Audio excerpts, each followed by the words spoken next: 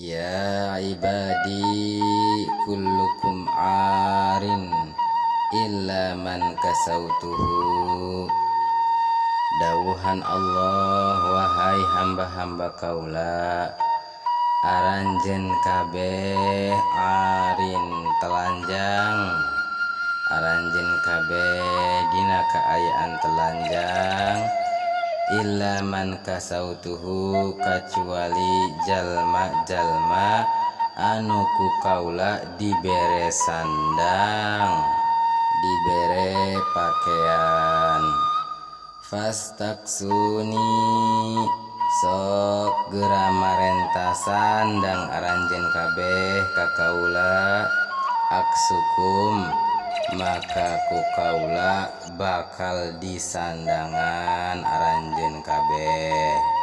Urang kabeh sanyana dina kaayaan telanjang, telanjang zahirna, telanjang batina, telanjang lahirna, telanjang batina, kecuali memang anu ku Allah disandangan, anu ku Allah ditutupan.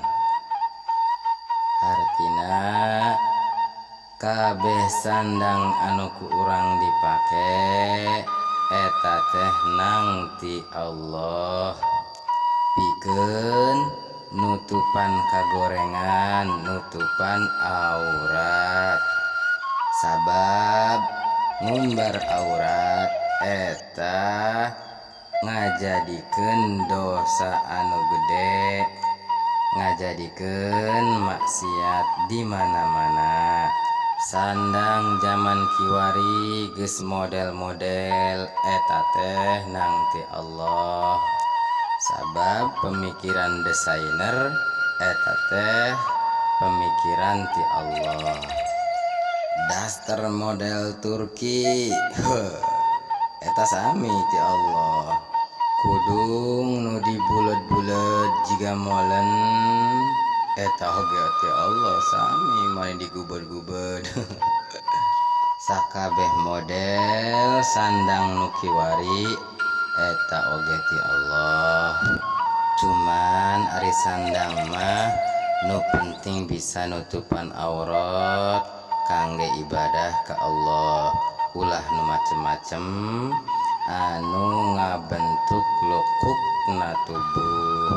Sabab jalma nu dilaknat ku alam dunia termasuk jalma anu make pakaian tapi jiga telanjang, ongkoh make baju tapi awakna lekuk-lekuk tubuhna katingal, eta teh teu meunang, dilaknat ku alam dunia.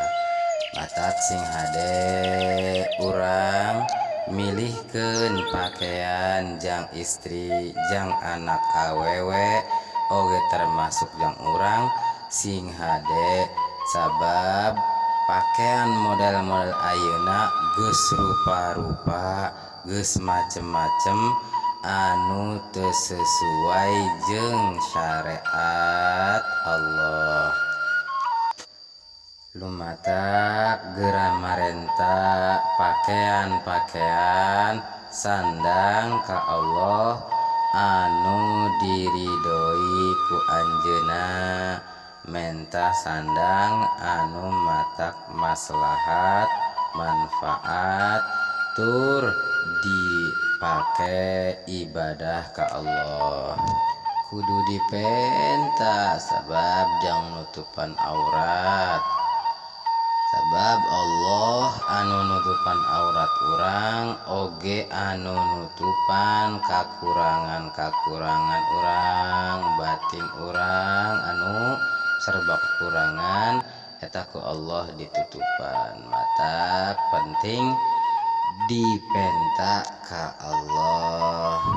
Menang bae urang boga sandang boga pakaian anu model-model anu rupa-rupa, cuman dipakena urang kudu nyaho tempat, kudu nyaho waktu sangkan menang ridho Allah.